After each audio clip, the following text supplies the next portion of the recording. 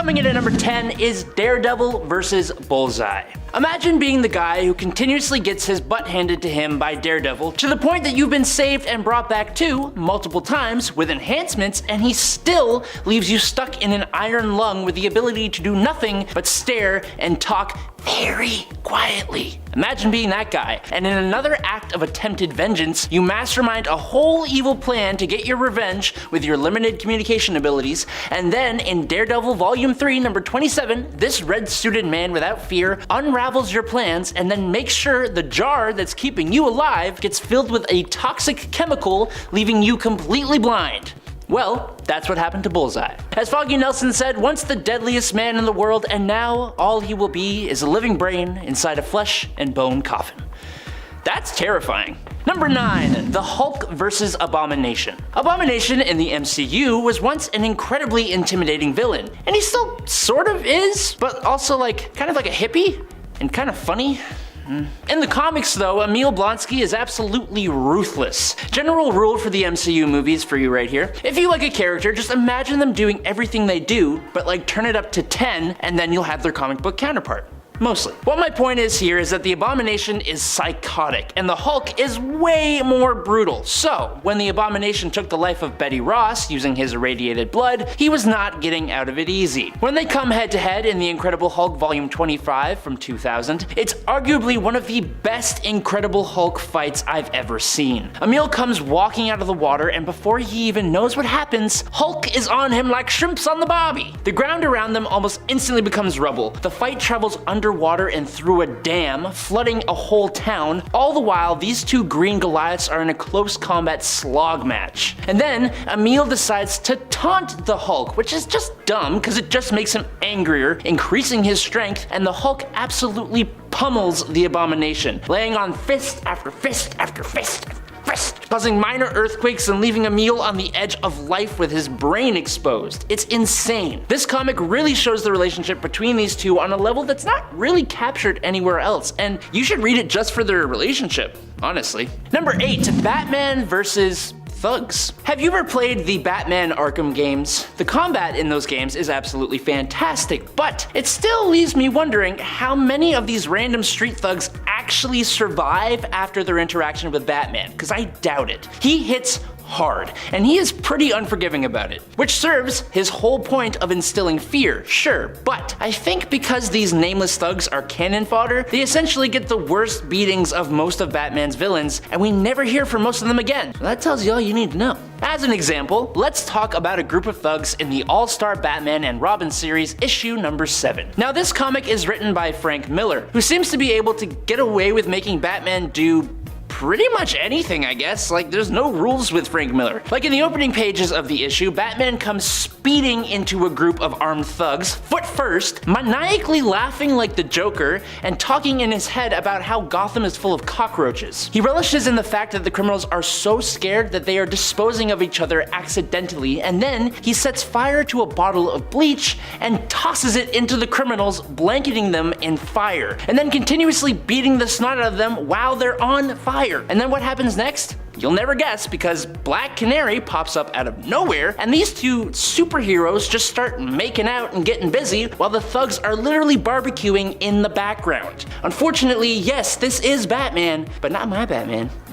Number 7, Superman and the Manchester Black Beatdown. What's so funny about truth, justice, and the American way? I don't know. But what I do know is that the Superman story that uses that question as its title, also known as Action Comics issue number 775 for any of you who want to know, is awesome. Essentially, this comic sees the arrival of a group of heroes called the Elite that fight crime, but in an incredibly bombastic and brutal way, with no regard for lives lost. This flies directly in the face of the moralities of heroes like Superman and Batman, but apparently not. The leader of this band of villainous heroes goes by the name Manchester Black, and he has an incredible level of telekinesis, able to punch a hole in a mountain with a simple thought. He is incredibly capable, and so are his team, fixing problems before Superman can even get to the scene. Now eventually, Superman, attempting to stop them from operating using such brutal forms of justice, gets his butt handed back to him during one of their first altercations. But that was Superman with the gloves on. As fast as a speeding bullet, Superman takes down the other 3 members of the Elite, leaving only Manchester Black left. Now in a move colder than I've ever seen before, Superman subtly uses his heat vision through Manchester's eye and cuts the connection between Chester and his telekinetic powers. Essentially, he lobotomized Chester using his heat vision, taking the ability to use his powers at least until the JLA could arrive, and he left the Elite in an unconscious dog pile. Number 6. Magneto beating Apocalypse. Magneto and Apocalypse are 2 incredibly powerful mutant villains with frighteningly similar goals, and yet we never really fully see them teaming up. But we also rarely ever see them fight either, except in the Age of Apocalypse reality. In this world, the Mutant Legion had gone back in time in an attempt to bring an end to Magneto, but he inadvertently caused the passing of Xavier, his father, which led to a world where Magneto forms and leads the X-Men, and Apocalypse has nearly taken over the whole world. This all came to a head in X-Men Omega. Now, on paper, while Magneto is powerful with a capital P, when compared to Apocalypse, he should be a walk in the park for the second mutant to ever exist, and their fight going on simultaneously with about 3 or 4 other little skirmishes is intense. It's full of great lines, crazy twists and turns, but the best part is right near the end. Apocalypse has Magneto on the ropes, and he gloats in his own glory, wondering why the Master of Magnetism isn't fighting back. Now staring straight into Apocalypse's eyes, Magneto says, "I can't, I'm concentrating." And then they both look down to see Magneto's hands at his abdomen as he completely rips Apocalypse in 2 straight down the middle in the most awesome looking panel I have ever seen. It's so good. Number 5. Invincible. Invincible, Mark Grayson, is an incredibly strong character. Being a Viltrumite, Invincible is a member of one of the most unbeatable species in the galaxy. Mark is also a young adult, who hasn't learned how to control himself or his powers completely, so it's interesting that one of his greatest enemies is an incredibly squishy man by the name of Angstrom Levy. That's because Angstrom is pretty intelligent and ruthless, but also because he has the ability to open portals to alternate realities. Using his knowledge of other dimensions, he was able to figure out the alter ego of Invincible and find out where Mark lives. He travels to Mark's home and then captures Mark's mom and brother. First of all, making things this personal never works out for a villain, so they need to stop doing that. But Angstrom does actually put Mark through a good old fight, using portals to send the hero to multiple different dimensions, which was really cool, honestly. Where Levy made a big mistake though was when Mark's mom, Debbie, decides to try and attack the villain using a lamp, smashing it over Levy's big old head. Levy didn't take too kindly to this little affront, and he broke Debbie's arm. Now, in a fit of absolute blinding rage after seeing this, Mark charges full force at Levy, and they end up crashing through multiple realities until they land in a sandy desert wasteland, which is when this idiotic guy Levy decides to threaten Mark's family again. Invincible, still in this blind rage, uses all the strength he has, completely pummeling Levy until Mark looks like he's covered in ketchup and Angstrom is now a huge puddle. But somehow, he still comes back. Number 4, Conquest. Yes, we're still talking about Invincible. For the Viltrumites of this Invincible comic series, they have extremely high resistance to damage, but what makes them even more capable is that when they do get beat down, usually by another Viltrumite, and they survive the damage, once they heal up, they become even stronger than they were before. It's why the oldest Viltrumites are usually the most powerful of the bunch. Now, one old-timer Viltrumite goes by the name of Conquest, and he is one grizzled old man. Battle-scarred as hell with a cybernetic arm and psychotic as hell as well, he arrives on Earth to check on Mark's progress with taking over the planet. That's a whole long story, we don't need to get into it. Essentially, he arrives after Mark had just gone through some I can't say that. So Mark is not in the best mood, but Conquest does not care, and these two have an absolute slog of a battle over the course of 4 issues of the comic. It's insane. Conquest takes a few hits, sure, but Mark is no match for this guy in the slightest. In an attempt to help Invincible, his girl, Adam Eve, decides to show up on the battlefield and lend a hand, and she was far out of her league, but she's very powerful, didn't really matter. Conquest punched a hole right through her. This was the line that you just don't cross. It sends Mark into a frenzy. The two Superman-like beings fly straight at one another, and Mark punches straight through Conquest's cybernetic arm, breaking his own arm in the process. He uses his unbroken hand to clock the old man in the face, he bites a massive chunk out of the guy's shoulder, Adam Eve revives herself out of nowhere, lends a helpful blast, and then when Conquest breaks Mark's other hand, this guy uses his head and headbutts Conquest over and over and over again. It was like 15 hits until what was once his head is now a stomped on can of crushed tomatoes. I don't know if we can even show this one, but it's just insane. Number 3, Squirrel Girl versus Dr. Doom. Look, we're talking comic books here, okay? Just keep that in mind. In Marvel's Superheroes number 8 from 1992, in one corner, we've got the full, untested, unbridled powerhouse of Squirrel Girl. And then, in the other corner, we have the Fantastic Four's top enemy, the ruler of Latveria, the man who has wielded the power of the Beyonder, constantly blends incredible technology with powerful magic and artifacts, fueled by his massive, deserved ego. It's the one and only Dr. Victor Von Doom. Who's the winner?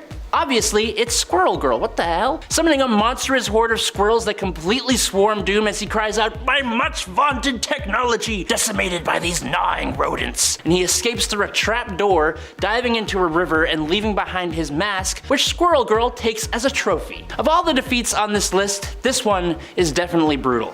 Completely tore that man's pride straight from him and sent him running and screaming with a whole cacophony of squirrels. Damn. That was kind of fun.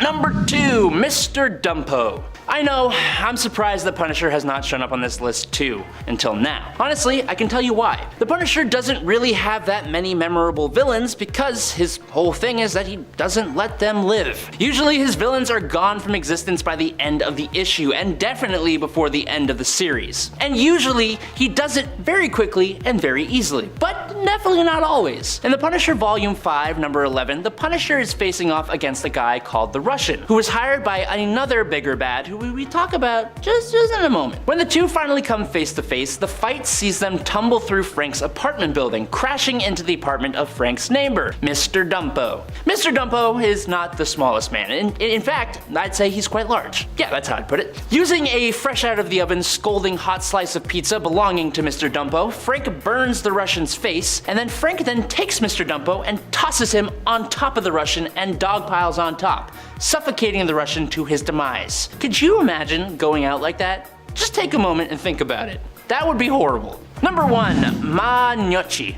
That's how I'm gonna say it. I said we were about to talk about another Punisher villain, and I wasn't lying. Ma Gnocchi, or Gnocchi, or however you, tell me how you pronounce that in the comments below, just, I can't figure it out. She's the head of the Gnocchi crime family, so yeah, she ain't really a nice lady. Now, before the moment I'm about to talk about, Frank had thought that he had already neutralized the threat of old Ma here, and that's because he literally fed her to a gaggle of polar bears. Now, while they didn't finish her off, the bears did happen to relieve Ma of her arms and legs. It was that action that prompted the hiring of the Russian at the last point. Now in the Punisher Volume 5, number 12, after taking down about 80, yes, 80 of her thugs, Punisher comes back to finish the job. 80 men were already obliterated, so no one was willing to lend the legless and armless head of crime a hand as Frank burned down her mansion. She put up a decent fight with no limbs though, sort of. After she attempted to gnaw his ankles off, unsurprisingly unsuccessfully, Frank uses his big old foot, plus the muscles in his leg, and not so gently places this helpless, horrible woman into the burning pyre that used to be her home. Cold.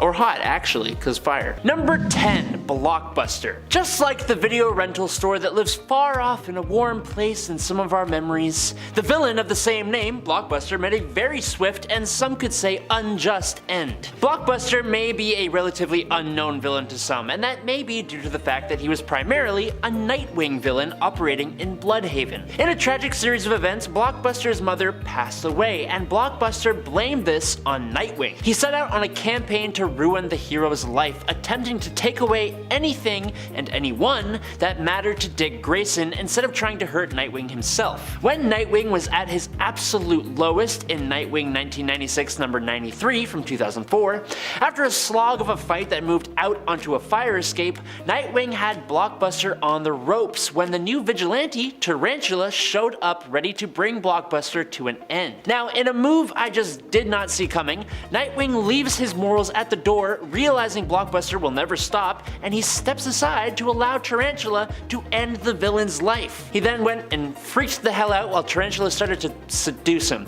It was really weird, but it happened. Number 9. Spider-Man vs. Firelord. I think it is a well-known fact that Spider-Man pulls his punches. It's part of the reason he is one of the best heroes, but I always forget how much he actually pulls those punches. For example, in The Amazing Spider-Man issue 270, a black-suited Spider-Man puts one hell of a beating on a former Herald of Galactus, Firelord. Previously, Firelord had been wandering the cosmos when he stopped in New York to enjoy the culture, I guess, only to be attacked by firemen and then kicked in the face by Spider-Man. Now, the Lord of Fire wants his revenge. After leading Firelord on a merry chase through office buildings, Grand Central Station, the subway system, into a construction zone, having a building demolished on top of the fiery villain, and then leading him to a gas station which explodes, Spider-Man, at his wit's end, musters all his effort and his spider sense to lay an incredible beatdown of speed, agility, and raw strength on Firelord, getting so lost in his bloodlust until Captain America and the Avengers show up to be like, dude, you got him. Chill out. And in at number 8 is Deadpool vs. Bullseye. Reading through issue 11 of the 2008 volume of Deadpool just made me remember why I love Deadpool. Not that I forgot or anything, but man, he's just nuts, which makes it so good when the foe he faces is almost just as bonkers as he is. This time, it's Hawkeye, but not actually Hawkeye.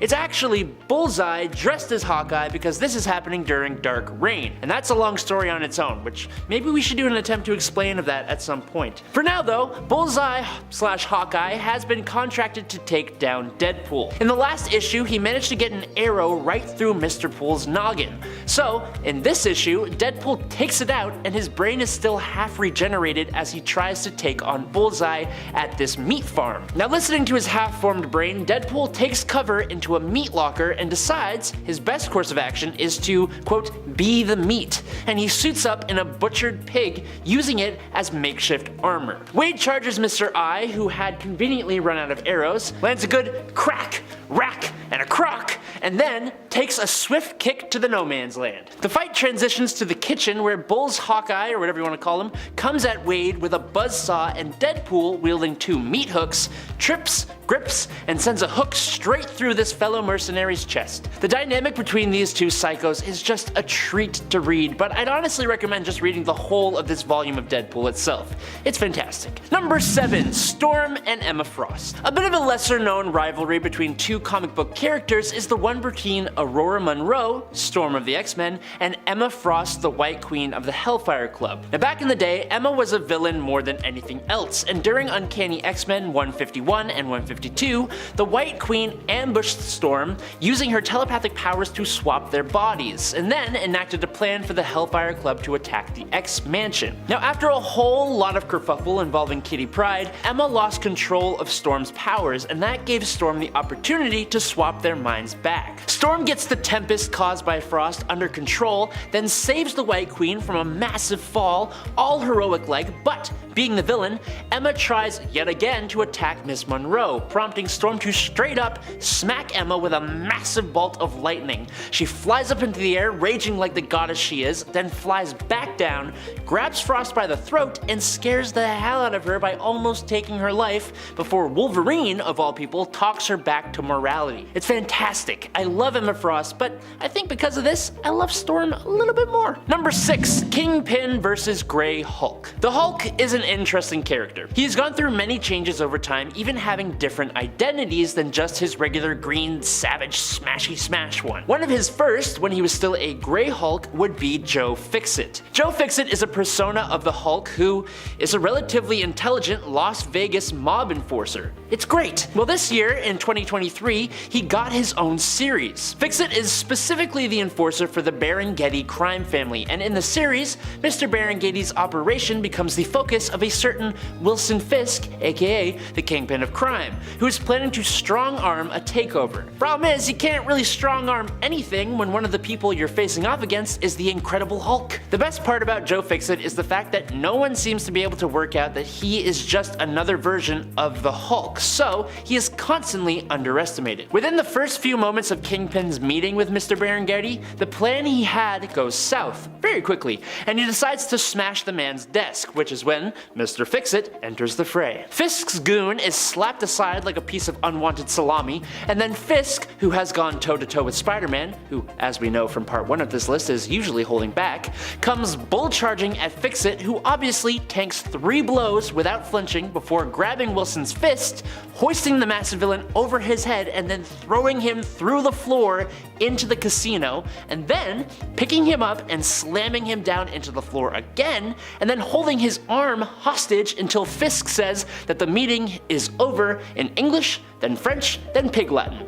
Priceless. And at number 5 is Batman vs. the Hyper Clan. This point is eerily similar to the Manchester Black vs. Superman point on part 2 of Brutal Villain Defeats. In 1997's JLA, helmed by Grant Morrison, a team of superheroes shows up on Earth and begins fixing problems and completely eradicating supervillains, gaining popularity with the people that rivals the Justice League. The difference here is that this team of superheroes are actually white Martians. Unsurprisingly, the first of the Justice League to find this out was Batman himself, who managed to evade being captured unlike the rest of the League. Sneaking into the HyperClan's base, he managed to lure one of their members, a mortal, who he strung up with a little Batarang-held sign that read, "I know your secret." When 3 other members of the HyperClan showed up, Batman brought them down with a single match and a circle of gasoline, turning their one weakness to fire into his greatest ally, because he's Batman. Number 4. Darkseid. Darkseid is not a character you mess with. He's incredibly powerful with an insanely capable mind, and the ability to practically never pass away. Sure, we could talk about his defeat at the hands of Batman, but that's kinda boring. Batman's a regular guy, sure, but he's also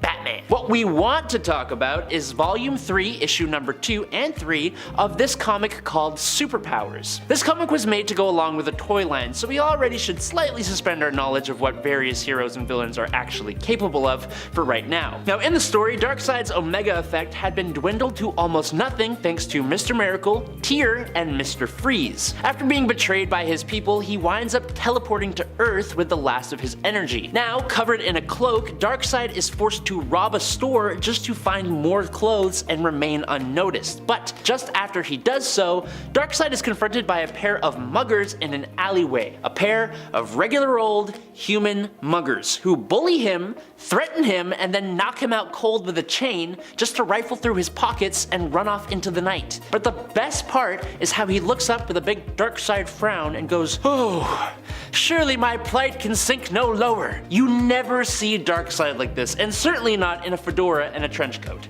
Mwah. Number 3, Staro vs. the Justice League. Despite how ridiculous the idea of a massive starfish-looking alien that can control minds is, Staro the Conqueror is still one of the Justice League's earliest and most dangerous foes. All the way back in the Brave and the Bold issue 28 from 1960 is our first ever introduction to Staro. Now this was before he used starfish facehuggers to control minds and instead would use a telepathic beam to control huge scores of people. When Staro did this to a town of people using one of his deputies, the Flash happened to take note of the fact that one kid, Snapper Carr, who was possibly the most annoying kid to grace the pages of comics, was immune to the effects of Staro's mental control. But it was a mystery as to why. It turns out that Snapper was covered in calcium oxide, aka lime, from when he was working on a lawn earlier in the day. Lime, used by oystermen to fight starfish off of their oysters, also happens to block the powers of Staro, curiously enough, and so Green Lantern grabs a bunch of barrels of the stuff from a nearby farm, and the Flash grabs bags and bags of it from a chemical warehouse, and they team up to proceed to absolutely cover Staro in lime, imprisoning the Conqueror in an unbreakable shell of lime. As it says in the comics, a living statue of lime. Number 2, Firestorm vs. Parasite. Rudolph Jones found himself exposed to a strange form of radiation, which changed him into a bald, green-skinned parasite with the ability to absorb the life energy energy of others. Well, in Firestorm, the Nuclear Man, issue number 86, Parasite is released from an area he is being held in and goes on a rampage, draining multiple people of their life energy, including Firehawk, who fell pretty easily to this villain. Now luckily, the hero Firestorm is nearby. At this point in time, Firestorm has become the world's fire elemental and received a pretty significant power boost. Almost as if to prove this, Firestorm comes in hot on Parasite with a blast of flame, and then, when Parasite tries to drain Firestorm's power, the hero is completely unaffected as he says, quote, "My powers come not from myself, but from the earth. I don't have power, I am power." And in a last-ditch effort, Parasite decides to try and trade energy blasts with Firestorm. Now unfortunately for Parasite, it is nowhere near an equal fight. He uses up all of the energy he took from Firestorm, and then just trying to hold back Firestorm's blast, Parasite goes through his own reserved life energy until he is on the brink. Realizing he will lose, he begs Firestorm to stop, saying that Firestorm would bring the end for Parasite, to which Firestorm simply says, "That was my intention." Luckily for him, Parasite was saved by the allies of Firestorm who told him to stop, but this hero left Parasite emaciated from using up his own energy. And finally, and at number 1 is Joker versus the Red Skull. Now look, the Joker is a maniac, an absolutely insane criminal lunatic, but hey, he is an American criminal lunatic, goddamn.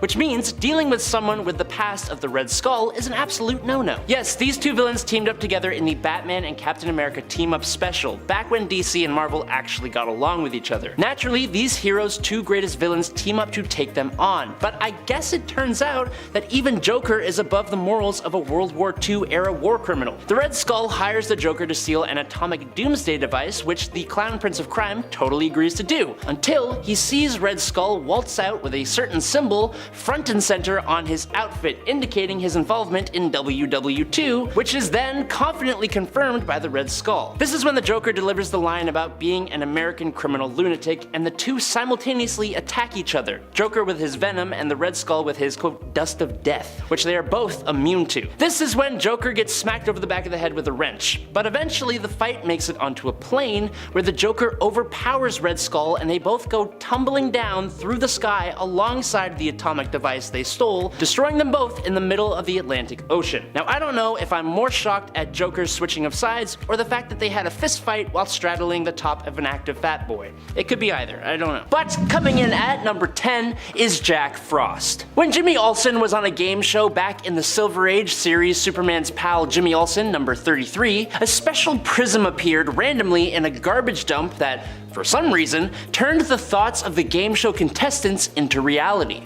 Just go with it, it's a comic book, okay? So, when Jimmy answered a game show question with Jack Frost, that's exactly who appeared. Jack Frost, as a villain, threatened to plunge the world into a new ice age. Now I'm sure that's not at all what Jimmy had in mind, but luckily he is Superman's pal, so what was Superman's solution? Simple. He would just go fly into space and move the frickin' sun closer to the Earth. Not only is this an absolutely ridiculous feat, which is theoretically completely impossible, but it was incredibly embarrassing looking for Jack Frost, who had to run away from Superman, who was essentially chasing the freezing villain with the sun. Once Jack Frost had retreated into a deep, cold cave, Superman put the sun back where he got it so it didn't destroy the Earth. The bonkers part about this is that he did all this nonchalantly as if he was moving furniture.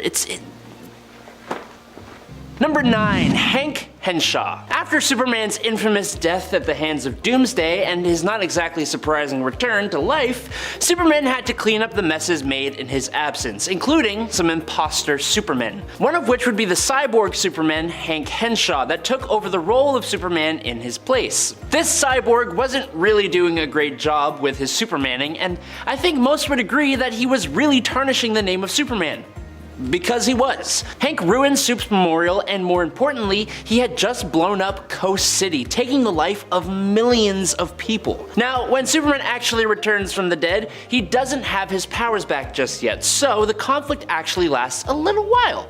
But once Superman gets his powers back, you best believe he beats this sucker, and in one page no less. Hank is a cyborg, like I said, so Superman ends this guy by simply punching him straight through the chest and then using his super speed to shake him so fast his screws come loose and he just straight up falls apart. Superman shook this sucker to death. Number 8, the Marquee of Death. In 2009's Fantastic Four number 566, Dr. Victor Von Doom reveals to us and his people that he had learned almost everything he knows from one incredibly powerful reality warping villain called the Marquee of Death. With his master now on his way to see how Dr. Doom had fared as ruler over the Earth. Only when the Marquee shows up with his mysterious new apprentice, he was less than happy with the progress Doom had made on Earth, and to punish his old apprentice, he attacks. The Marquee completely warped reality, making Doom think he had actually won the fight, and then snatched the victory away, set him on fire, turned his heart to stone and his blood to acid, and then sent him back in time to the Pliocene age to be eaten by megalodons. Do you realize how insane that sentence is on its own? That should be the point right there. But over the course of the rest of the story, the Marquee goes on to fight the Fantastic Four, almost beating them. But he is brought to a point of nearly being beaten, which is when, out of nowhere, his apprentice, the new one, shows up and slaps and destroys this reality warping villain, but not before revealing that he is actually Dr. Doom himself. Apparently, Dr. Doom survived being eaten by megalodons and being turned to stone and his blood to acid, gained enough power and dark magic to completely change his form, became the Marquee's new apprentice, even defeating Uatu the Watcher so he wouldn't be discovered, and he did all of that to hide in plain sight to get his revenge and finally defeat the Marquee of Death. If you guys are enjoying this list so far, make sure you check out the rest of the channel for parts 1 to 3 and maybe subscribe while you're there so you don't miss part 5 and all the rest of our comic book loving content. Thank you. In at number 7 is the Superman Revenge Squad. After discovering the planet of the Superman Revenge Squad, Superman wastes no time at all and charges at the planet with a full frontal assault armed with nothing but his abilities and a strange package attached to his chest. The Revenge Squad fires all their most dangerous, most powerful weapons at Superman, firing everything they think will take out the Man of Steel. They all impact on Kal-El, and the villains think they've won. For a moment. But when the dust settled, they didn't even leave a scratch. Instead, the package on Superman's chest detonated, encircling the whole planet in a layer of mist. Now, Superman then yells down to the villains from the heavens, explaining if any of them pass through the mist leaving the planet, they will suffer total amnesia, forgetting any hatred they have for Superman. They can remain trapped on their base, being angry and upset, or they can rejoin the cosmos devoid of all grudges. Either way, he doubts he will ever see them again, and then he just flies on back home. And in at number 6, Simon. Simon Jones is a villain of the Teen Titans who has vast telekinesis and telepathic powers, and he is also the leader of the Fearsome Five.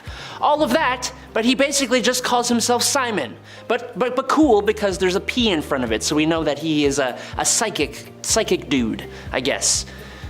Cool. In Salvation Run number 2, Simon is among the new Injustice League when a bunch of villains, including them, get exiled to an alien world. Simon, who is standing among some pretty big name villains, attempts to convince his fellow supervillains that escape is impossible, and so he then proceeds to lay down plans for beginning a new civilization, involving all the female villains getting pregnant and giving birth as soon and as frequently as possible.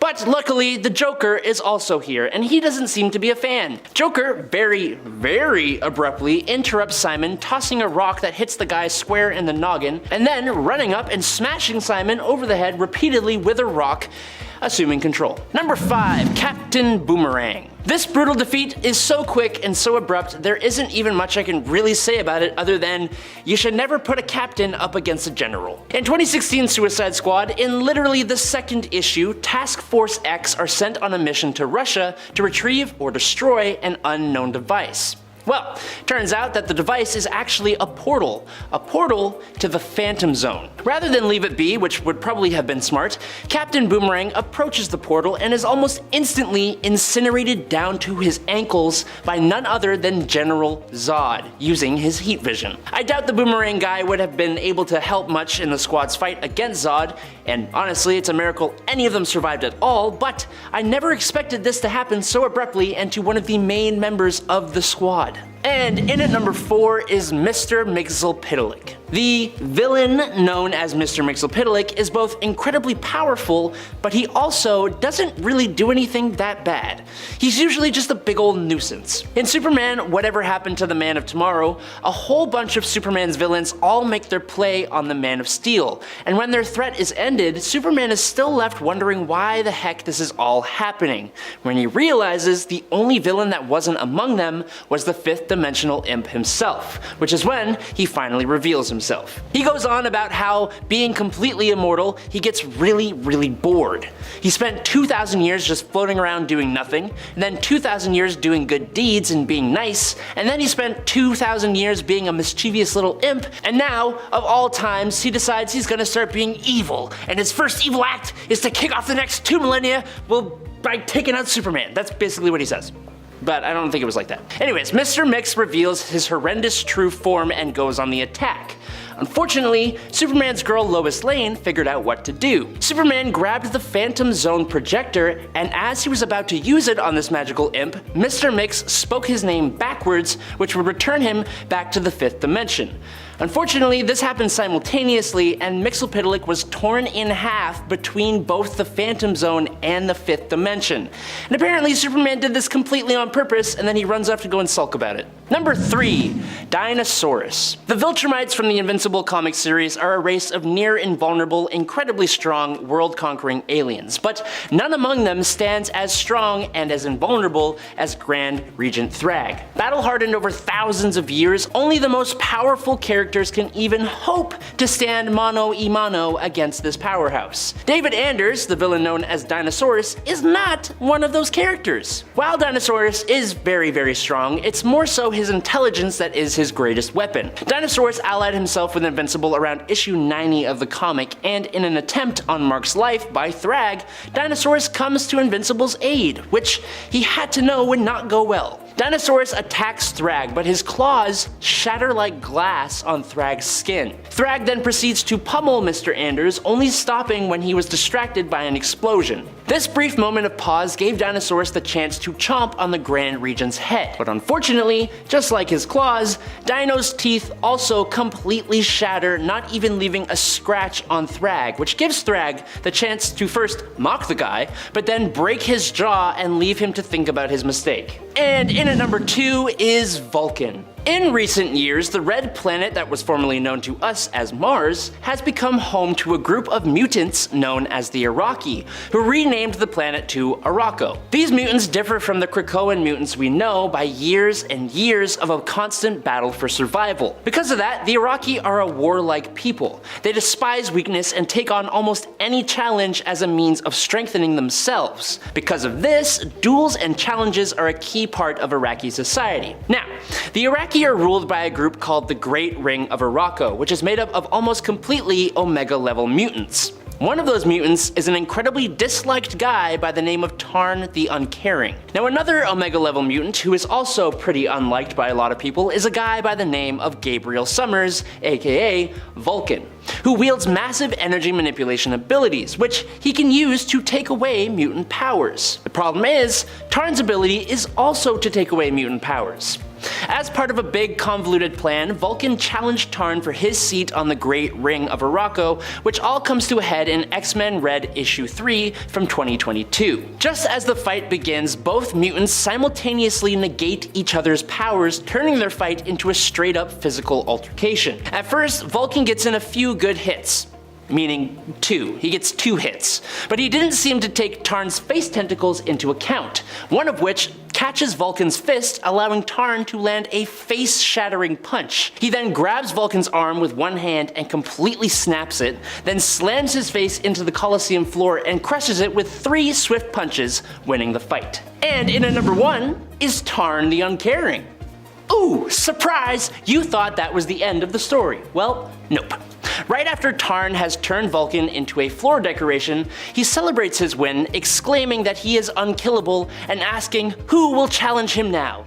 and to his surprise, someone answers. You see, another powerful mutant who is also hanging out on a Rocco is none other than Magneto, who has been featured a few times in this series. Magneto comes floating into the Colosseum with his helmet and calls Tarn a stain on the planet, challenging the recently victorious mutant whose psychokinetic power-stealing abilities have now returned. But if you think that will put Magneto at a disadvantage, you are sorely mistaken. Iraqi combatants are allowed to use weapons outside of their powers, and like I said, Magneto had his helmet, which, if you are unaware, blocks mental powers. Before Tarn even finishes his sentence to accept the challenge, Magneto uses his metal controlling powers to slam his helmet onto Tarn's head, blocking his powers from being used, and then, in one swift move, he crushes the helmet and Tarn's head like a can of pop. It's so fast and so ruthless, and it's the most badass moment I have ever seen. Mwah. Beautiful. Coming in at number 10 is Batman vs. Prometheus. This may be one of the silliest yet coldest Batman takedowns I have ever seen. In fact, down in the comments, I want you guys to let me know your favorite absolutely wacky Batman takedowns. But for now, let me explain this one. The first time Prometheus encounters the Justice League, and specifically Batman, he overcomes them all, just showing how much of a force to be reckoned with that he is. As for how he brought down Batman in hand-to-hand combat, the villain does what all villains do and gloats about how he did it. Using his helmet, he is able to program the skills of the 30 greatest martial arts masters in the world, including Batman himself, into his body and brain for his own use. Not one to be outdone like that though. When the time comes for the rematch, Batman cheats and forces Prometheus into using an older version of his helmet, but this version had been tampered with by Batman so that instead of the 30 greatest martial artists, Prometheus now has access to the physical abilities and skills of none other than Professor Stephen Hawking. Now, Batman could very easily punch the lights out of Prometheus, who is stuck with muscular neuron disease that renders him a drooling catatonic. God, it's almost offensive, but it's just so good and such a Batman thing to do, like outthinking his opponent like that. Number 9, Magneto versus the Red Skull. Magneto and the Red Skull are on opposite sides of history. Magneto grew up in a Jewish family living in Germany during World War II, and we all know Red Skull and Hydra's stance in World War II Germany, so it's safe to say that these two villains will almost never get along. Right? In Acts of Vengeance from 1989, Magneto and Red Skull were actually temporarily united. But it's really important to note that Magneto was unsure whether this was the Red Skull that aided Germany in the slaughter of his people. So Magneto confronted him, and the Red Skull confirmed that he was indeed the original, which was a mistake. It didn't take much for Magneto, the master of magnetism, to overpower the Skull, but unlike what you might think, Magneto does not take his life. Instead, Magneto leaves the Skull isolated in a stripped-down fallout shelter 20 feet underground. He removed the ladder from the escape hatch, gave him 10 gallons of water, took out his homing transmitters, gave him no food and no light, just water, air, and his own depraved thoughts. Number 8, Peter Parker versus Kingpin. If there's one thing you just don't do, it's messing with Aunt May. After Peter had revealed his identity to the world, his past villains were all coming back to get some more personal revenge. This put his family in danger, and despite his best attempts to protect them,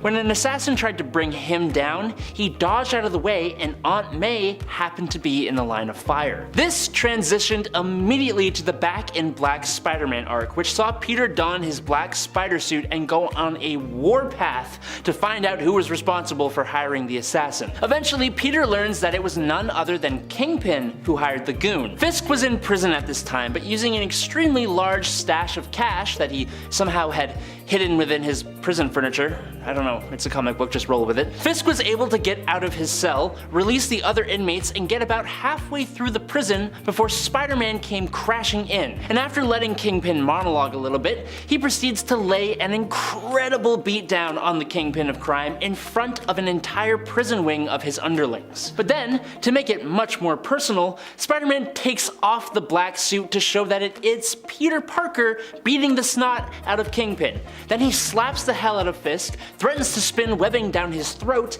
and then explains how pathetic he is in front of all of his underlings, striking right at the Kingpin's massive pride. Number 7. Jericho versus Vigilante. Joey Wilson, aka Jericho, is technically usually a superhero, despite being the son of Deathstroke, one of the world's best assassins. The same serum that gave Deathstroke his powers and enhancements also gave Jericho his powers, but they differ largely from Deathstroke's. Jericho has a very unique and powerful ability that allows him to transfer his consciousness into the body of another and take control of them by making eye contact with that person. Unfortunately, every time he did this, a small shred of the individual's psyche remained in his head. At first, it was nothing that he couldn't deal with, but over time, possessing multiple people, he had so many psyches running around his head it drove him insane and put him on a warpath that needed to see him brought down. The rogue anti-hero known as Vigilante was the one to take on the responsibility of stopping Jericho, but because of Jericho's sister insisting that Jericho was a good person at heart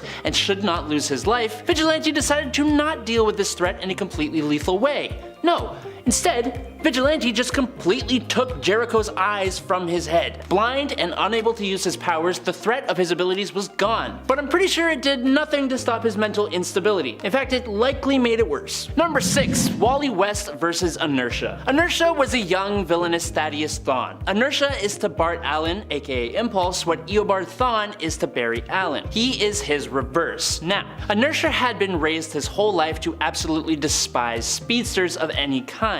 He learned to be a villain from others, but his actions were all of his own. So, when Inertia made the mistake of taking the life of his opposite, Bart Allen, he would be made to suffer the consequences. Unfortunately for him, those consequences came in the form of Wally West, one of the most powerful speedsters ever. After taunting Wally about the fact he just took the life of his sidekick, in All Flash number 1, Wally takes the young villain, who had the potential to be reformed, mind you, and removes his ability to move at all, traps Inertia in a museum as one of the exhibits, only able to blink once every 100 years, and leaves the kid there still thinking in real time during all of this, meaning he's driven slowly and pretty surely insane. And just as the cherry on top, Wally left him facing the exhibit of Bart Allen, the man that Inertia could have been. It's an incredibly dark fate for a hero to impose on a villain, especially one that small. Number 5. Superman versus the Joker. The Injustice video game and comic books took the simple premise of an evil Superman and turned it into an awesome story with really cool moments. The designs created for the heroes are mostly really cool, and only slight variations of their best looks. The reasons that heroes and villains choose sides against one another is also really cool, and it gives some of the most ridiculous shows of force for Superman himself. But it all kicks off with one simple event. The Joker decides that he has become bored of Gotham, so he turns his gaze on Metropolis. The dark and twisted games that this character plays work really well with Batman, who is in reality just a normal human named Bruce Wayne. But when the Joker has to face someone with actual power, he is exponentially way more likely to come out on the bottom. So, when he decided to crack Superman by tricking the hero into ending the life of Lois Lane and then blowing up a large part of Metropolis, he does succeed for just a few hours, until Superman shows up at the room where the clown is being interrogated by Batman, and Superman just bursts in, ignoring Batman completely, and in one cold move, he plunges his fist straight through the Joker's chest, stopping his heart immediately. And number 4, Midnight versus Commander. The Authority is a really cool group from DC Comics' Wildstorm universe. The two most well-known heroes from the team would be Apollo and Midnighter, who are basically like Superman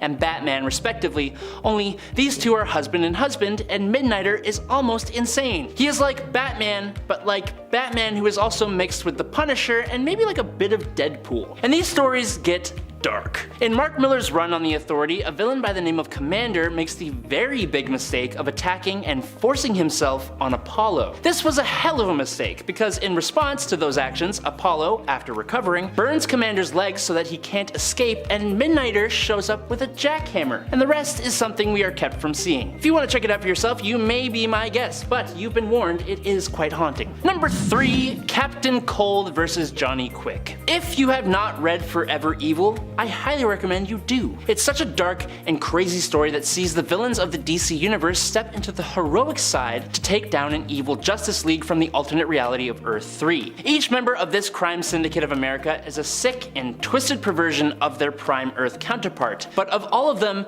Johnny Quick, the stand-in for the Flash, may be the most messed up. He's a completely deranged serial killer in his world. And one villain just can't stand for someone dragging the Flash's name in the dirt like that: Leonard Snart, Captain Cold. In their confrontation, Mr. Quick gets a hold of Cold's weapon, the Cold Gun, and then gloats about how he had taken the life of the alternate Snart on Earth 3 and how Captain Cold is defenseless without his finger on the trigger of his weapon. Well, it turns out that Snart singing Jingle Bells Batman Smells activates the Cold Gun voice trigger, which then completely freezes Quick's leg, which is when Captain Cold takes his big old right boot heel and completely shatters this maniac's leg. Have fun accessing the Speed Force now, psycho! Haha! In at number 2, Black Panther and the Skrulls. Wakanda, like the other fictional kingdoms of Atlantis and Latveria, is protected by a man who will do anything to protect his people. T'Challa doesn't really have the luxury of sparing those that would do harm to his incredibly advanced home, but Wakanda is also one of the #1 places targeted when an invading force wants to take over Earth. So, taking those two facts into account, when the Skrulls tried to invade Wakanda to start their mission of dominating the world, T'Challa and his wife Storm of the X-Men left those aliens with a clear message. After tricking the Skrulls into inflicting pain on their own men for information,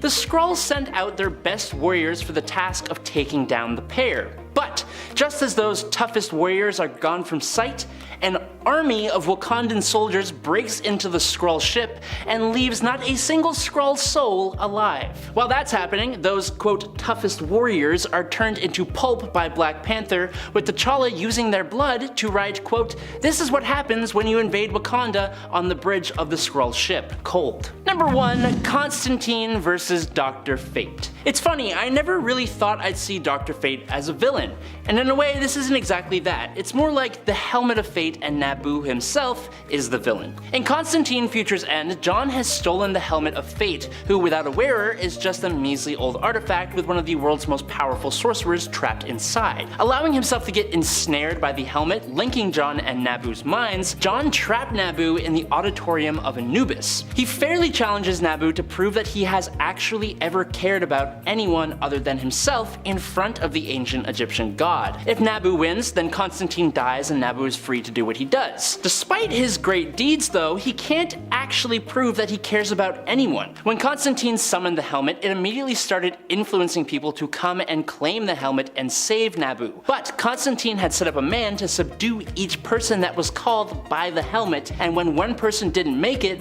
another would be called, and then another, and so on. Each person just being used as a tool by Naboo, who didn't care what happened to any of them. He proves that Naboo doesn't give a damn, and then Naboo is eaten by Anubis, just straight up eaten. Now it turns out, even the challenge was a trick, with Constantine making a deal with the demon Ifrit, who now inhabits the Helmet of Fate in the place of and sort of alongside Naboo, bargaining with those who choose to wear the helmet from this point forward. Number 10, Iska loses in victory. I love this defeat because it happens in the form of a victory, which is pretty weird and pretty great. This takes place when Iska is challenged by the Fisher King to a battle of loss, in essence challenging Iska to see who has felt and experienced the most loss. In this way, the Fisher King kinda sneakily defeats Iska by making her step down from a direct battle after feeling the weight of all she has lost as a result of her powers. And the weird thing is, technically she wins the fight because she feels more loss, but in doing so she kinda loses in the way that the Fisher King wanted her to. While Iska's mutant power is to never lose, challenging her in this way basically ensures she will win. So having to feel and reflect on all the pain she has suffered and caused. As such, this causes Iska to leave Arakko, planet Arakko, unable to carry on, at least momentarily, in her fight against her fellow mutants, and causing her to step down from her place on the Great Ring, which many people feel she no longer deserved as someone who so deeply betrayed Arakko during their fight against Uranos. Even if it was, her own powers that compelled her to do so. And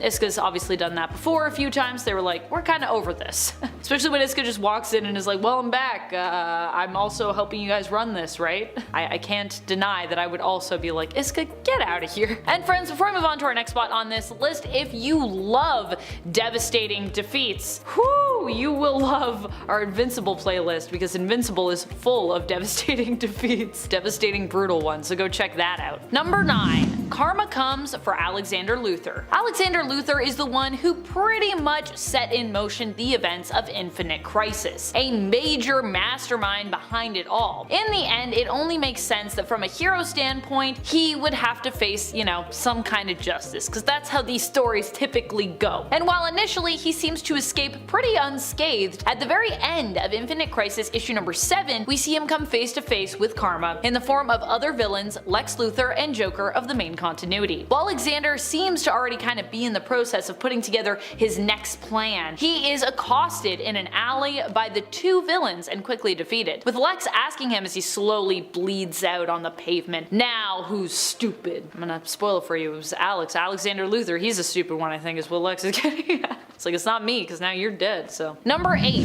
Thor goes for the head. This defeat is devastating in kind of a different way, because ultimately after the events of Avengers Infinity War, the Avengers are left without hope at the beginning of Avengers Endgame. Here, our heroes of the MCU go to face Thanos with the help of Captain Marvel. While they do succeed in locating him only 2 days after his fateful snap, which we all saw at the end of Infinity War, they still arrive too late. Thanos at this point has used the stones to destroy the stones, not something you can do in the comics, but apparently something you can do in the MCU, leaving our heroes without any foreseeable way to bring back those they have lost, because they have no Infinity Stones to do that with. Frustrated, Thor strikes out against Thanos, cutting off his head with a single swing of Stormbreaker and ultimately defeating him. Even more devastating actually, because with Thanos dead, our heroes are then left without any actual leads on how they might, recover the stones and return those lost back to life. So it's a defeat, but it kind of is a defeat that leaves you going, well, now what? Number 7. Superboy Prime takes a toll. I love Superboy Prime, he's such a brutal villain. For this point, we are headed back to Infinite Crisis, where earlier on in the same issue as Alexander Luthor's death, Infinite Crisis issue number 7, Superboy Prime is fought against by Superman of the main continuity and Superman of the Golden Age, belonging to Earth 2. The Golden Age Earth 2. I think there's a few Earth 2s at this point. While Superboy Prime is eventually brought to his knees by the combined efforts of both Superman and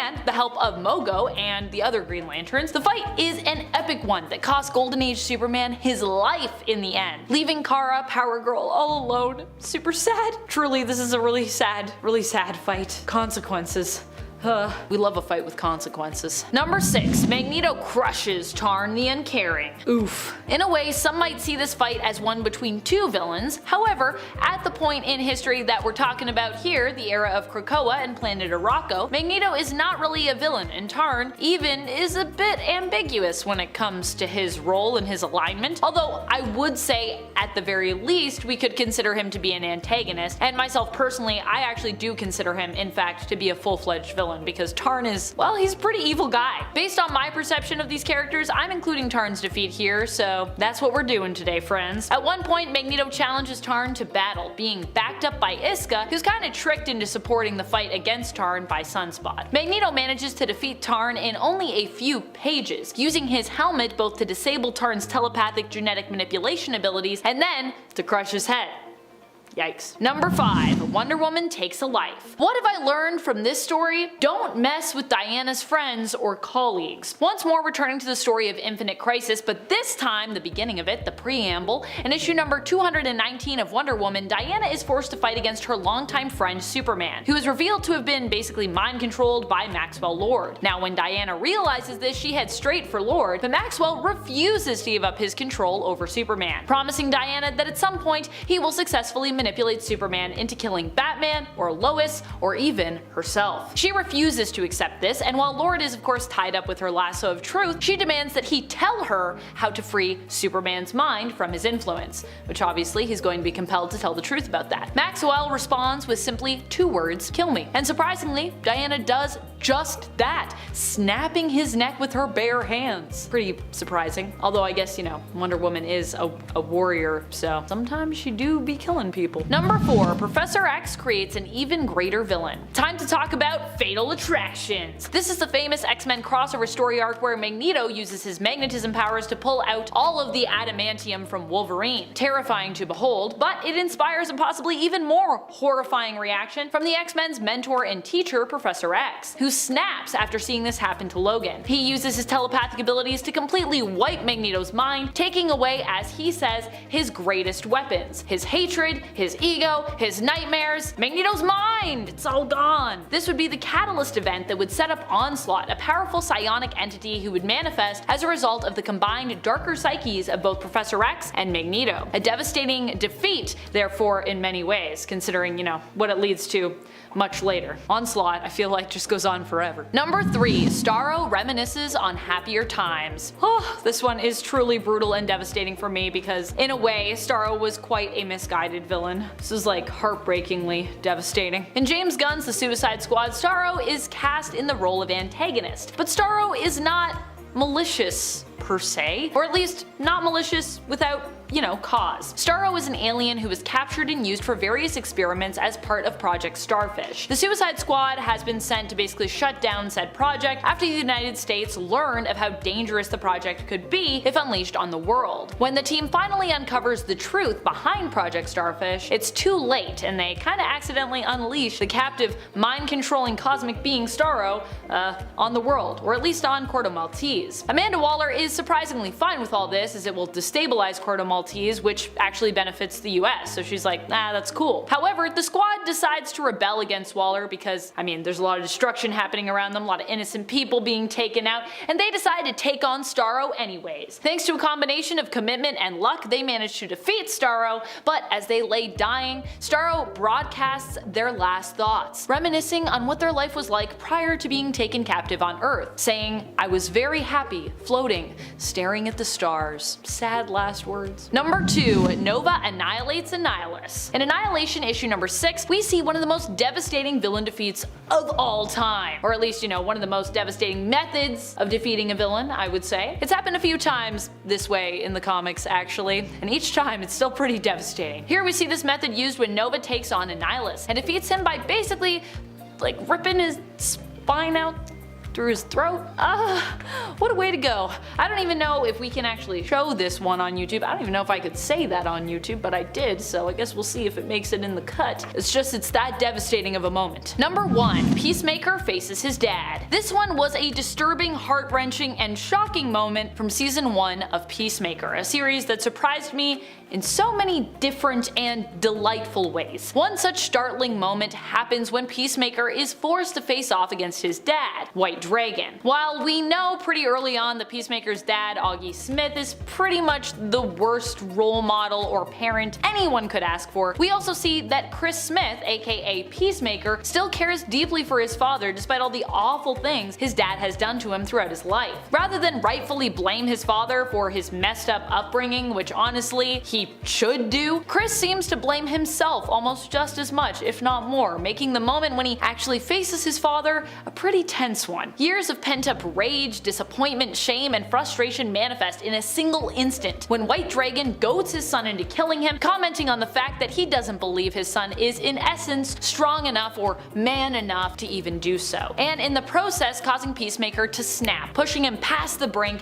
and resulting in, Chris doing just that, killing his own supervillain father, pretty brutally too, so yeah. At number 10, the Thing is crushed by Doctor Doom's hand. The Ultimatum storyline from Marvel Comics kinda got a bad rep, mainly because it's super dark and had some seriously brutal moments. But one of the craziest scenes was when Doctor Doom, who's usually a big deal in the Marvel Universe, he got his face absolutely obliterated in the palm of the Thing's hand. So how did it go down? Well, Doctor Doom did something pretty awful that set off a huge catastrophe, leading to a slew of unalivings, including some of the Fantastic Four crew. Now, the Thing, who's not usually the trigger-happy type, got seriously ticked off by all this. And so what does he do? He grabs Doctor Doom's head in his palm and squishes it like a stress ball. That's not really your average superhero move, but when you think about all the damage that Doom caused, you kind of get why the Thing lost it. It's a shocking moment in comic book history. The Thing usually doesn't go around squishing heads, but this time he definitely did. Ultimatum may not be everyone's cup of tea, but this definitely left a mark with that hardcore Thing moment. At number 9, Manuki gets roasted. The Punisher, in his quest against crime boss Ma Nuki, went to extreme extreme lengths. Manuki, who was determined and relentless, despite losing all her limbs to a polar bear, met a brutal end. You see, after the Punisher took down her criminal network, he confronted her in a fiery showdown, to say the least. And so, in a final clash, Manuki lunged at the Punisher without any limbs. It's pretty interesting to see. But Frank Castle didn't hold back, pushing her back into a raging fire. Now, the details of her fate weren't shown, but I mean, burning alive is a horrific way to go. The intense heat and flames would have caused some excruciating pain, making her last moments unimaginably agonizing. This villain's defeat stands out for its raw brutality, showcasing the Punisher's uncompromising stance against those he deems as threats to justice. The scene, although not super graphically depicted, leaves a super haunting impression of the price paid in battle against crime. If you're enjoying this video so far, please support the channel by pressing like, subscribing to Top 10 Nerd, and ringing that notification bell. Coming in at number 8, Taskmaster and Hyperion obliterate each other. Okay, so Taskmaster is like a human sponge. I mean, not in the way you would think, but I mean, in both ways in this case. You see, he can soak up fighting moves just by watching them, which is what makes him super dangerous in the Marvel world. But he's not somebody with magical powers like Thor. He's just got something even scarier: the willingness to do whatever it takes to win. In a recent showdown, Taskmaster faced off against Hyperion, who's basically one of Marvel's versions of Superman, which sounds like an impossible feat. Am I right? I mean, Hyperion is super tough, I mean, basically indestructible. But guess what? Taskmaster found a way to beat him, and he did so by getting his own ass beat really hard. You see, at first, Taskmaster was getting absolutely crushed. Bones were breaking, organs were being bruised, bodily fluids spattered all over the place. It was a total mess. It seems every trick in Taskmaster's book was just shrugged off by Hyperion. But ultimately, taking this beating paid off for Taskmaster, as Hyperion completely underestimated him when he ignored an arrow that, to his credit, it missed him by a mile. But as it turns out, that arrow was tipped with Argonite radiation, basically Hyperion's kryptonite, and the arrow actually turned back around like a boomerang and struck the unsuspecting super blonde right in the back. When Hyperion got hit, he screamed in pain, fell down, and here's the scary part. Hyperion was basically done for, like the mission was complete, and all Taskmaster had to do was walk away. But he didn't walk away. He went full-on savage, beating the guts out of the depowered Hyperion, ready to take him out completely. And if it weren't for Nick Cage yelling through his intercom, he totally would have done it too. It took Nick Cage reminding Taskmaster that he's supposed to be professional and not end this guy in cold blood. That's how ruthless Taskmaster could be though. I mean, he's beaten big shots before, but taking down Hyperion, even if it almost killed him, shows just how deadly this guy truly is. Heroes better not take him lightly or they might just end up regretting it big time. At number 7, the Joker caves Simon's skull in. You know that unpredictable maniacal clown who's always keeping everybody on their toes? Well, he's known for some pretty wild antics, but this one really took the cake in terms of sheer brutality. So Simon, this telekinetic and telepathic baddie from the Teen Titans series, was causing his usual chaos. But then, in Salvation Run number 2, things took a really dark and gruesome turn, as the Joker, in his usual twisted manner, decided to put an end to Simon, and let's just say it was not a peaceful resolution. See, the Joker went full-on ruthless, grabbing a rock and violently caving in Simon's skull. Yeah, you heard that right. It was seriously graphic and intense, even by Joker standards. This is coming from a guy who's literally skinned people alive before. The moment wasn't just shocking because it was the Joker, it was just the sheer level of brutality that left readers stunned. This is one of those jaw-dropping scenes that really makes you grasp how twisted and unpredictable the Joker can truly be when he's pushed to the edge. At number 6, Wolverine dismembers a saber-toothed clone. You're not gonna believe the crazy battles that went down in this one. Picture this. So Wolverine, the tough-as-nails mutant with those claws, is facing off against a clone of Sabretooth, villain known for being downright ruthless. This clone was no joke. It went on a full-on rampage and actually took out Feral, one of Wolverine's crew. So now that Wolverine was armed with the Murasama blade, which is basically a superhero's dream weapon for taking down the unkillable, Wolverine stepped up, and let me tell you, he did not hold back. With one swift move, he sliced off the clone's arm, and then,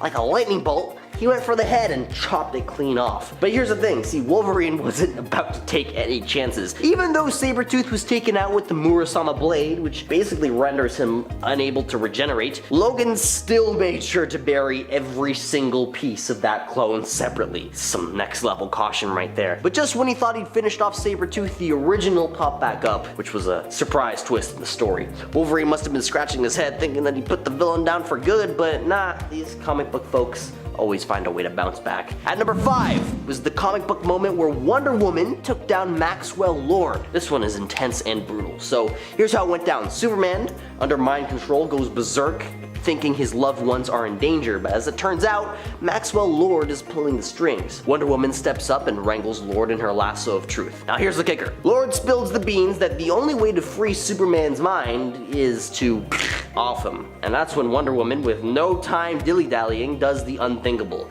snapping Lord's neck. Pretty heavy stuff. No flashy speeches or grandstanding, just a swift execution with serious consequences. This scene caused quite a stir in the comic world for its shock value and for Wonder Woman's quite uncharacteristic move. It's one of those moments that makes you stop and think about the lengths that heroes might go to when backed up against the wall. And number 4, Sentry rips Carnage in half. So Carnage is one of the baddest of the bad guys in the Marvel Universe, causing all kinds of chaos in his Supermax prison. The guy was all set to go on a rampage, targeting Spider-Woman, Luke Cage, Spider-Man, Daredevil, Captain America, the whole lot. Now that's an all-star team of superheroes, but then things get really messy when in swoops the Sentry. Now the Sentry is no ordinary hero. He's got crazy powers, like next level stuff. Basically, yet another one of Marvel's Superman equivalents. So what does he do? He doesn't waste any time with punches or speeches, none of that. He just grabs Carnage, flies them both up into space, into the great atmosphere up there, and then, once he's up there, when it's just him, Carnage, and the stars, Sentry does the unthinkable. Just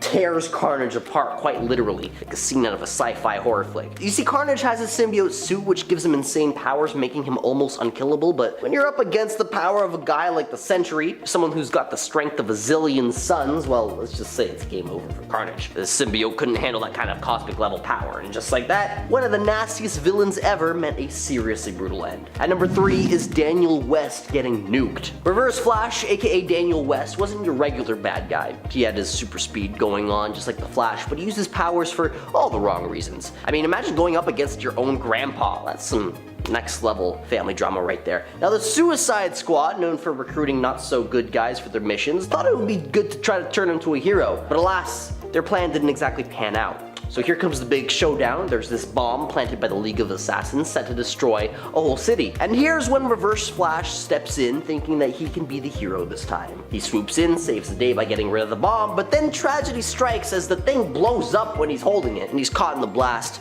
ending his villainous run right then and there in the middle of the ocean. At number 2, the Void gets ripped in half by Null. Alright, now it's the Sentry's turn to get ripped in half. Lots of ripping in half in this one. Alright, so the Sentry, a hero with a split personality, kind of like Jekyll and Hyde, but with superpowers. On one side, he's the good old hero, the Sentry, and on the other, he's the Void, a real cosmic level problem when the story calls for it. Now, things got really wild when these two sides joined forces and became a serious problem, but enter Null, the big shot symbiote god. Null and the Sentry had a clash where Null managed to pull off something straight out of an ironic playbook as he actually ripped the Void himself in half. This wasn't the first time Void would bite the dust like this, but it seems like this time it actually stuck. What's interesting here is how the Sentry, who was once a huge multiversal threat and later became a super strong Avenger, but this defeat by Null is the kind of comic book stuff that sticks around. It's like Null was like, oh, you're into tearing things in half? How about I show you how it's done? At number 1 is Reverse Flash evaporated by Dr. Manhattan. Eobard Thawne, aka Reversed Flash from the DC Universe, is no stranger to biting the dust, having died and being resurrected more times than anybody can count. At this point, it's just been chopped up to his time-traveling antics, rendering him a living paradox. But his demise in the Button storyline takes the cake. Picture this. He shows up in Batman's cave, zapped by a blue light while holding his, weird Watchmen button from the comics, and then he vanishes. Seconds later, he reappears, no button, and collapses. His body starts vaporizing on the spot, leaving only a skeleton, muttering about seeing God before biting the big one. Now the thing is, Reverse Flash thought he hit the jackpot by touching that button, hoping for some power or connection, but as it turns out, it was linked to Dr. Manhattan, the big shot from the Watchmen, who zapped him into a crisp in an attempt to remain undiscovered within the DC universe. The whole ordeal with the button bridged the Watchmen world and the DC universe together, and poor Eobard over here became a crispy critter in the cosmic crossover. Pretty brutal. Coming in at number 10, Superman Revenge Squad. After discovering the home planet of the Superman Revenge Squad, which this time is a confederation of criminals and tyrants from across the galaxy, as opposed to the team of supervillains from later comics, Superman wastes no time at all and charges at the planet with a full frontal assault, armed with nothing but his abilities and a strange package attached to his chest. Now, the Revenge Squad fires all their most dangerous, most powerful ordnance at Superman, firing everything they think will take out the Man of Steel. They all impact on Kal-El, and the villains think that they won. For a moment. But when the dust settled, they didn't even leave a scratch on Superman. Instead, the package on Soup's chest detonates, encircling the whole planet in a layer of mist. Now this seems really strange, but luckily, Superman is around to give us some exposition. Superman yells down to the entire planet of villains, explaining if any of them pass through the mist, leaving the planet, they will suffer total amnesia, forgetting any hatred that they have for Superman. So, they have the choice to remain trapped on their base, being angry and upset, or they can rejoin the cosmos devoid of all grudges. Either way, Superman doubts he will ever see them again, and then he just flies back home. This is brutal, but in a wholly different way. Coming in at number 9 today is Simon. Simon Jones is a villain of the Teen Titans who has vast telekinesis and telepathic powers, and he is also a leader of the Fearsome Five. All of that, but he basically just calls himself Simon, but cool because there's a silent P in front of it, so we all know that he has psychic powers.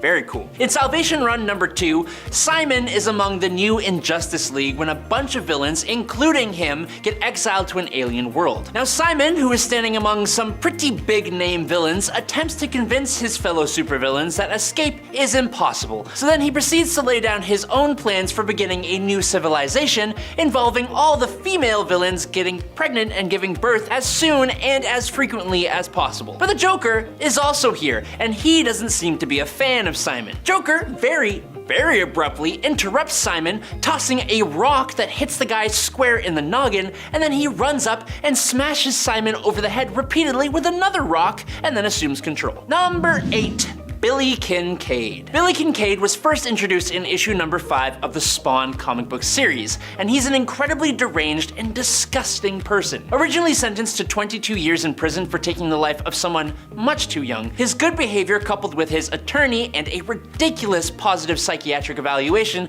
saw Kincaid gain early parole after only 6 years. Now, before his passing and return as Spawn, Al Simmons had been hired as an assassin to take out Kincaid. However, he arrived just as the cops had caught this man. Al learned that Kincaid's real victim count is all the way up at 27 people, but with no solid evidence and someone covering Kincaid's tracks, he was never caught for those crimes. Now, 6 years later and out of prison, Billy Kincaid went right back to his old habits, picking up his occupation as Mr. Chili, the most terrifying ice cream man you have ever seen, and he ends up taking the life of another innocent soul. Spawn, finding out Kincaid has been freed, is able to track Kincaid down, and the next time we see Billy, he is chained up in Detective Sam Burke's office, impaled with popsicle sticks and an ice cream scoop with a popsicle shoved in his mouth, and a note, Spawn apparently attached to his body, which reads, "Boys screamed and girls screamed, so I made him scream, and scream, and scream." And that is both terrifying and good riddance, man. Number 7, Mr. Mixel Pik. The villain known as Mr. Mixel Pik is both incredibly powerful, but he also doesn't really do anything that bad. He's usually just a big old nuisance for Superman. In Superman, Whatever Happened to the Man of Tomorrow, though, a whole bunch of Superman's villains all make their play on the Man of Steel at the same time. And when their threat is obviously ended by Superman, he is still left wondering why these villains all came together and who organized them. It's then that he realizes the only villain that wasn't amongst them was the 5th dimensional imp, Mr. Mixel Pik. Mr. Mixel Pik reveals himself and then goes on and on about how, being immortal, he gets really bored. Because of that, he spent the first 2,000 years just floating around doing nothing, then 2,000 years doing good deeds and being nice to people, and then he spent about 2 years being a mischievous little imp, and now he's deciding to go and start being evil. And his first evil act to kick off the next 2 millennia will be taking out Superman himself. Now, Mr. Mix reveals his horrendous true form and goes on to attack Superman. But Superman grabbed the Phantom Zone projector, and as he used it on the villain, Mr. Mix simultaneously spoke his name backwards to try and escape back to the 5th dimension. With both of those things happening at the same time, Mixel Pik was very literally torn in half completely between both the Phantom Zone and the 5th dimension. And apparently, Superman did this completely on purpose before he went to go sulk about it. Number 6, Dinosaurus. The Viltrumites from the Invincible comic series are a race of near invulnerable, incredibly strong, world-conquering aliens, but none among them stands as strong, as invulnerable as Grand Regent Thrag. Battle-hardened over thousands of years, only the most powerful characters can even hope to stand one-on-one against this powerhouse. And David Anders, the villain known as Dinosaurus, is not one of those guys. While Dinosaurus is very strong, it's more so his intelligence that is his greatest weapon. Dinosaurus allied himself with Invincible around issue number 90 of the comic, and in an attempt on Mark's life by Thrag, Dinosaurus comes to Invincible's aid, which he had to know would not go well. Dinosaurus attacks Thrag, but his claws shatter like glass on Thrag's invulnerable skin. Thrag then proceeds to pummel Mr. Anders, only stopping when he was distracted by an explosion. This brief moment of pause gave Dinosaurus the chance to chomp down on the Grand Regent's head. Fortunately though, just like his claws, Dino's teeth also completely shatter, not even leaving a scratch on Thrag, which gives Thrag the chance to first mock the guy, but then break his jaw and leave him to think about his mistake. Number 5, Blockbuster. Blockbuster may be a relatively unknown villain to some, and that may be due to the fact that he was primarily a Nightwing villain operating in Bloodhaven, and he mainly only ever showed up in Nightwing's own series, which is actually really good, if not extremely underrated. In a tragic series of events, Blockbuster's mother passed away, and Blockbuster blamed this on Nightwing. He set out on a campaign to ruin the hero's life, attempting to take away anything and anyone that mattered to Dick Grayson instead of trying to hurt Nightwing physically himself. When Nightwing was at his absolute lowest in Nightwing number 93 from 2004, after a slog of a fight that moved out onto a fire escape, Nightwing had Blockbuster on the ropes when the new Vigilante and Nightwing's sort of not really girlfriend, Tarantula, showed up ready to bring Blockbuster to an end. In a move I and a lot of people just did not see coming, Nightwing leaves his morals at the door, realizing Blockbuster will never stop, and he steps aside to allow Tarantula to actually end the villain's life. Number 4, Lex Luthor. There have been a few times where Superman loses his powers. The one I want to talk about here is from All-Star Superman Volume 1, number 12. Clark Kent had lost his powers, and thanks to a serum, Lex Luthor had gained those powers. Now, after Lex makes threats against the Daily Planet staff, Clark shoots Lex with a gravity gun. While it made him fall from the sky, Lex doesn't realize the gravity gun is quickly draining his powers as well, and eventually it gives him supersensory input after he had defeated a weakened Superman in combat in front of the media. Once his powers drain away though, Lex goes to attack Superman in a fit of anger, and the recently beaten up depowered Superman is still no pushover as he takes out Lex with 2 non-superpowered punches to the face. This was in front of all the media Lex had just declared his dominion of Earth in front of 2. Then, Superman literally saves the entire solar system. Very cool. Number 3, Doctor Doom. Marvel's Ultimate Universe is a mixed bag. We got a lot of really cool moments and fun stories and alternate looks at heroes that we love. Ultimate Spider-Man is one of the best Spider-Man runs of all time. But the Ultimate Universe also gave us some duds, some really weird questionable choices, and it gave us Ultimatum. There are tons of things we could talk about when it comes to brutal moments in this book, for heroes and villains alike. I've talked about the Ant-Man, Wasp, and Blob moment to death, and it still makes me cringe and gag. But another less talked about, extremely uncharacteristically brutal defeat from Ultimatum would be when the Thing ended the life of Doctor Doom. Doctor Doom had been the one to take the life of the Scarlet Witch, sending Magneto over the edge and starting Ultimatum in the first place. Doom indirectly caused a massive loss of life, including some members of the Fantastic Four, So, in revenge, Ben Grimm the Thing took a little trip to Latveria. He walks in Doom's front door, tanks a blast from Doom, scolds him a very tiny bit, and then he grabs his head in one rocky hand and crushes it like a can of crushed tomatoes, right in front of a captured Namor who can only watch on in horror. In at number 2 today, it's the Green Goblin. Now, look, the Green Goblin kind of deserves his brutal defeat, unless you look at Green Goblin as a sick man who really just needs some serious rehabilitation. That's also valid. But after the removal of Gwen Stacy's soul from our earthly plane, Spider-Man was unsurprisingly not happy, and he wanted revenge. In response, Gobby wanted to put Spider-Man 6 feet under. When the two fought in The Amazing Spider-Man issue 122, the fight was intense, with Goblin even insulting the value of Gwen Stacy's life. Peter naturally lost it and begins to pummel the Goblin. Now Peter comes to his senses, stopping himself from taking the Goblin's life and becoming no better than the Goblin himself. But Norman wasn't done with Spider-Man just yet. Using his remote-controlled glider, he attempts to fly it and its big pointy blades right into Spider-Man's back. But Spider-Man has his spider sense, and it saves him at the very last moment when he dodges the glider that flies straight into the Green Goblin's chest, ending him very suddenly. Now Norman does recover from this wound and returns years later, but at that time it was thought to be his true passing, and the worst part is that it didn't make Peter feel any better. Goblin's accidental passing didn't mean anything. It didn't make up for Gwen's own passing, and it just left Peter feeling hollow and empty. And finally, in at number 1 today, it's the Governor. For this point, I think I'm gonna do something rather unexpected and turn to Image Comics' The Walking Dead. There are so many good villains in this comic book series, and there are also way too many brutal moments. Sometimes the two clash and give us a very cathartic, if not utterly harrowing defeat of a villain.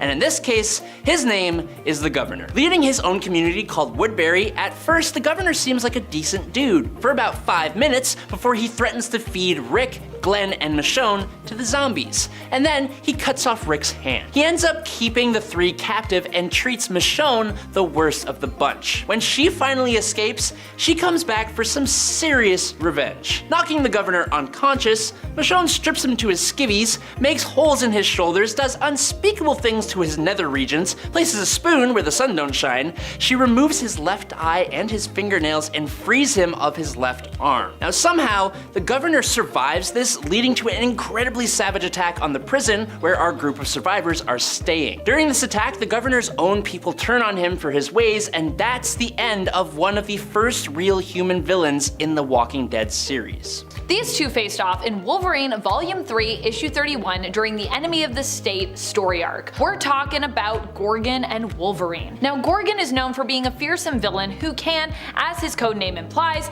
turn his enemies to stone with just one simple little glance. In fact, Gorgon has actually successfully killed Wolverine before. That's just how even of a match this was going into it. He then had Wolverine resurrected and brainwashed him so that he might use him as his own assassin, turning him against his friends and colleagues in the hero community. I hate when that happens. In the end though, Wolverine got him back. During their fight in issue number 31, Wolverine seems to take a page out of Perseus's book. He defeats Gorgon using his own claws to reflect his own gaze back onto himself. Genius. Turning Gorgon into stone before then shattering him into a million pieces. You're not coming back from that easy. The villain known as Mr. Mxyzptlk is technically a bad guy, but he's more just a reality warping nuisance for the Man of Steel, and he absolutely did not deserve what happened to him in Superman Whatever Happened to the Man of Tomorrow. In the story, a wide array of Superman's villains all make their play on the Man of Steel, and after he naturally defeats everyone, he is still left wondering who organized all these ne'er-do-wells. Turns out it was Mr. Mxyzptlk. Mr. Mix reveals himself and goes on a villain monologue about how basically he has lived for a long time and he's kind of bored of being mischievous, so now he wants to be evil, and his first evil act will be taking out Superman himself. The fifth dimensional imp then reveals his monstrous true form and goes on the attack. Now luckily for Supes, he grabbed the Phantom Zone projector and he used it on the villain, but at the same time, trying to escape, Mr. Mix spoke his name back backwards. With both things happening at the same time, Mixel Pik was completely torn in half between both the Phantom Zone and the 5th dimension. This one was a disturbing, heart-wrenching, and shocking moment from Season 1 of Peacemaker, a series that surprised me in so many ways, and in so many of them delightful ones. One such startling moment happens when Peacemaker is forced to face off against his dad, White Dragon. While we know pretty early on that Peacemaker's dad, Augie Smith, is pretty much the worst role model or parent anyone could ask for, we also see that Chris Smith, aka Peacemaker, still cares deeply for his father, despite all the awful things his dad has done to him. Rather than rightfully blame his father for his messed up upbringing, Chris seems to just blame himself almost just as much,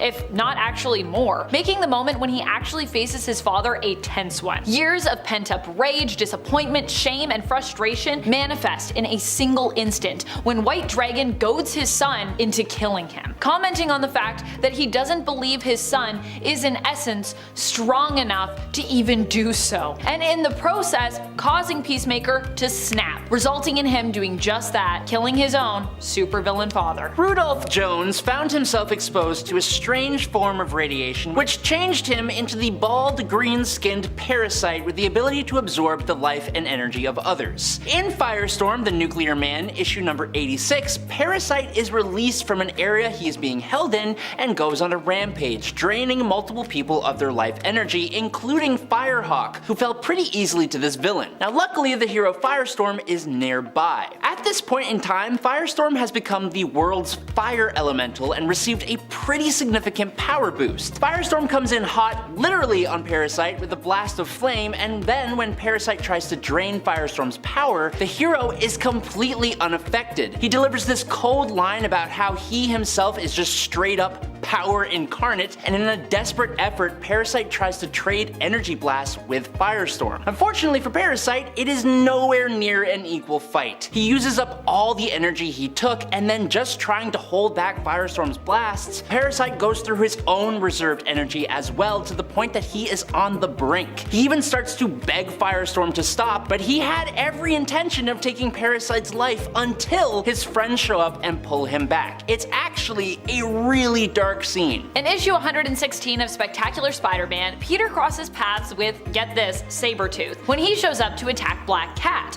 who had just escaped the Foreigner's clutches. Sabretooth was sent to make her pay, and while Felicia doesn't seem to be too afraid of Sabretooth's threats to skin her alive, Spider-Man returns just as Victor is set to pounce. The two tussle and Peter leaves Victor crying out when he shoots him in the face with webbing. Victor rips it off his face, in the process doing damage with his own claws, even though Peter tried to warn him to not do that, proving that not only is Spider-Man stronger than Sabretooth this time around, but he also seems to be quite a bit smarter here too. In Spawn number 27, we learn of Philip Kron, who has spent his entire life studying the occult so that one day he could gain access to heaven. Now I'm not really sure that's how that works, but either way. Calling himself the Curse, Philip decided the best thing to do in his heavenly endeavor would be to bring down the Hellspawn Al Simmons. Now Spawn was an agent of heaven at that point and was imbued with mystical energy, which Philip would then siphon off for himself. But because he is clearly no match for Spawn, Philip goes with a complete sneak attack on Simmons, blowing a hole clear through Spawn's chest. Unsurprisingly, Spawn wasn't especially pleased about being ambushed, so he tracks down the Curse and blasts off his bionic arm. The two then engaged in a battle, but since Spawn was at full power and the Curse was just a crazy guy in a costume, he didn't really last very long at all. Spawn beat the absolute beans out of the Curse and then strung up his almost lifeless body against the wall in an alleyway to ward off any further enemies. That would have resulted in Philip's passing, but his fate was somehow even worse later on. You'll have to read for that one. This one is truly brutal and devastating for me because, in a way, Staro was quite a misguided villain. In James Gunn's The Suicide Squad, Staro is cast in the role of antagonist, but Staro is not malicious here per se, or at least not malicious without cause, let's just say that. Staro was an alien who was captured and used for various experiments as part of Project Starfish. The Suicide Squad has been sent in to shut down said project after the United States learned of how dangerous the project could be if unleashed on the entire world. When the team finally uncover the truth behind Project Starfish, it's too late and they accidentally unleash the captive, mind-controlling cosmic being, Staro, on the world. Amanda Waller is surprisingly fine with this, as it will destabilize Corto Maltese, which actually benefits the US. However, the squad decide to rebel against Waller and take on Staro anyways, because they're like, we should save these people, a lot of these people are innocents. Thanks to a combination of commitment and luck, they manage to defeat Staro, but as Staro and all their offspring lay dying, Staro broadcasts their last thoughts, reminiscing on what their life was like prior to being taken captive on Earth. I was happy, floating, staring at the stars. Okay, so spoilers for The Boys comic book series, which finished in 2012, so you've had over 10 years to get caught up. What was arguably the biggest twist of the comic came near the end of the story, in issue number 65 specifically. Luckily, this twist does not seem to be present in the show given what's already happened, but basically, it turns out that Black Noir is secretly a Homelander clone. He was created with the whole purpose of being meant to take Homelander down if he ever lost control. The problem is,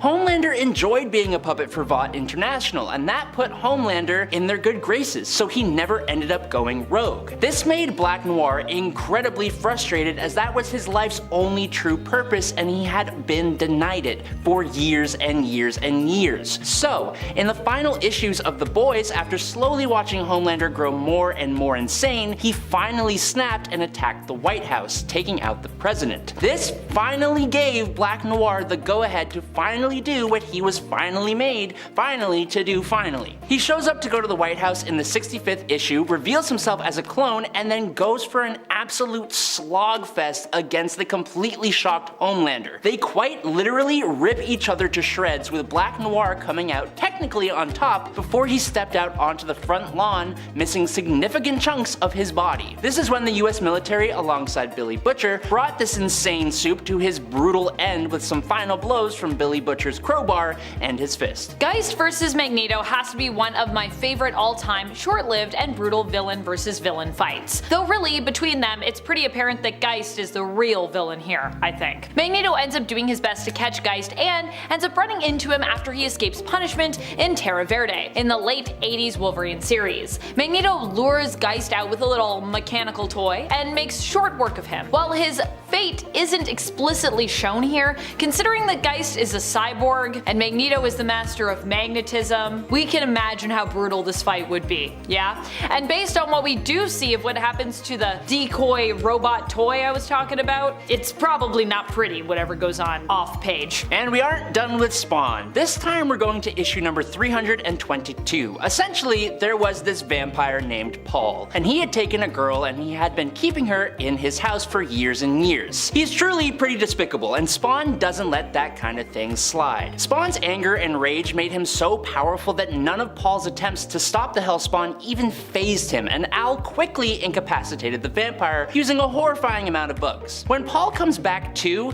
he is chained up and it has been 5 days since the vampire last fed. On top of that, Spawn had controlled some roaches to go inside of Paul and eat away at anything that was keeping him alive. So this guy is starving. Spawn then lets a mouse go down a very skinny hallway and informs Paul that along with the mouse there is even more food for him at the end of the hallway, and he can either go down it or stay where he is and be consumed by roaches. As you can imagine, Paul chooses the hallway, but Spawn had also removed all the spikes from his costume and put them on either side of said hallway, so Paul has to be torn to pieces if he wants to go to get to the other side, all while the bugs are coming after him. But when he finally forces his way through, Spawn is waiting there with Paul's mistreated dogs, who have also not eaten in 5 days. Spawn gives Paul the key to the exit, which is back at the other end of the hallway, covered in spikes and hungry insects, and needless to say, Paul doesn't make it through.